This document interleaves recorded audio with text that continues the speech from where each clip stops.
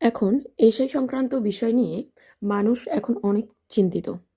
কিভাবে form fill up করবো, কখন ফর্ম দেবে বিএলও, কিভাবে এগুলো পূর্ণ করব, অনেক আমরা আতঙ্কে অনেক সময় ভুল করে ফেলি।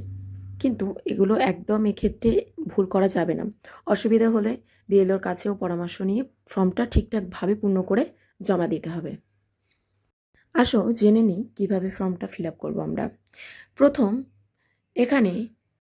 প্রথমত ইলেকট্রিক্স নেম, এপিক অ্যাড্রেস এখানে দেওয়া থাকবে, সিরিয়াল নাম্বার, পার্ট নাম্বার এগুলো দেওয়া থাকবে, কিউআর কোড, এবার ওল্ড ফটো এগুলো দেওয়া থাকবে। ওল্ড আপনার যে আই কার্ডের ফটো আছে পুরনো সেটা এখানে দেওয়া থাকবে। এবার আপনাকে এখানে এখন যে রিসেন্ট একটা ছবি এখানে লাগাতে হবে। এই যে পাস্ট কারেন্ট ফটো এখানটায় একটা অ্যাড করতে হবে। তারপর আসি ডেট অফ বার্থ।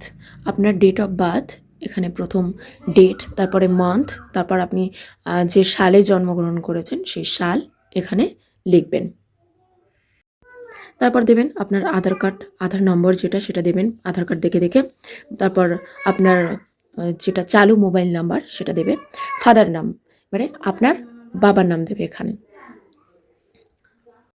এবার আসি বাবার গার্জেন, যে ফাদার গার্জেন, ওখানে তোমার ঠাকুরদার নাম এখানে দেবে। তারপর এবার এখানে দেবে আপনার মায়ের নাম। আর আর এই যে স্পৌসেস নেমের এখানে দেবেন আপনার, যেহেতু আপনি যদি বিবাহিত হয়ে থাকেন তো আপনার স্বামীর নাম অথবা আপনার স্ত্রীর নাম এখানে অ্যাড করবেন। এবং তারপরে আছে আপনার স্বামীর এপিক নাম্বার এবং তার আই কার্ডের যে এপিক নাম্বার সেটা নিচে এখানে দিতে হবে। এবার আসি মেন জায়গাটা হচ্ছে এটা। এবার এখানে হচ্ছে বিষয়টা, এখানে আপনার ধরুন আপনার 2002 এর লিস্টে আপনার নাম আছে, তো তাহলে আপনার নামটা এখানে দেবেন।